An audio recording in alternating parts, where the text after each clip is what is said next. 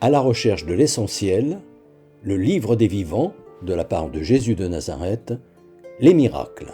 Ça veut dire quoi? À partir de allez rapporter à Jean ce que vous avez vu et entendu. Les aveugles voient, les boiteux marchent, les lépreux sont guéris, les sourds entendent, les morts ressuscitent. La bonne nouvelle est annoncée aux pauvres. Et heureux celui pour qui je ne serai pas occasion de chute. Et si ces pauvres auxquels Jésus annonce la bonne nouvelle étaient ces pauvres en certitude, des béatitudes dont je voudrais être, ces gens simples, en attente de jours meilleurs, qui s'appliquent à laisser s'approcher d'eux le royaume de Dieu. Je relis. J'étais un aveugle. La bonne nouvelle ouvre mon horizon bouché. Je vois. Je boitais. Il n'y avait pas de cohérence entre ce que je crois et ce que je fais. Maintenant je sais. Je ne tergiverse plus. Je marche. J'étais lépreux, rongé par le mal que je commettais.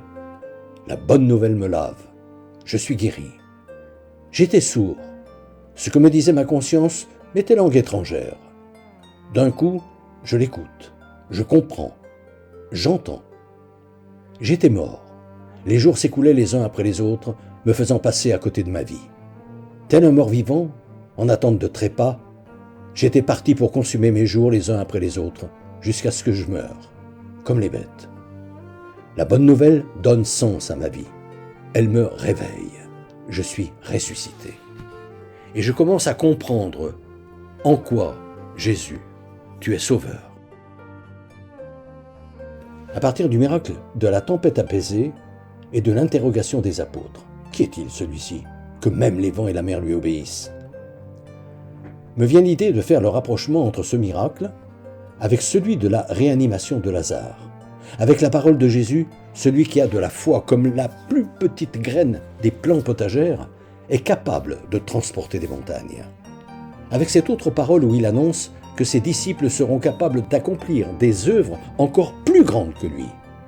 Et avec l'envoi en mission des 12, où Matthieu nous dit que Jésus leur donna autorité sur les esprits impurs avec le pouvoir de les expulser et de guérir n'importe quelle maladie. Comme j'en suis à me demander si ce pouvoir est à prendre au sens propre ou au sens figuré, m'interrogeant, les œuvres qui faisaient se déplacer les foules à la rencontre de Jésus étaient-elles des symboles de miracles ou bien des miracles authentiques? Me saute à l'esprit comme une évidence. Les miracles ne voudraient-ils pas tout simplement dire que les pouvoirs dont nous disposons sur terre vont bien au-delà de ceux que nous savons utiliser? Mieux, qu'ils sont à la mesure de notre sainteté, ce qui devrait m'inciter à beaucoup d'humilité. À la semaine prochaine. Depuis des années, environ une fois par mois, j'envoie une lettre d'information spirituelle à tout mon carnet d'adresses. Le thème du moment est, depuis janvier 2019, être chrétien, ça veut dire quoi? Si ce sujet vous intéresse, n'hésitez pas à me transmettre votre mail, en vous contentant d'indiquer auditeur YouTube, vos noms et prénoms, et éventuellement votre numéro de téléphone si vous souhaitez me parler.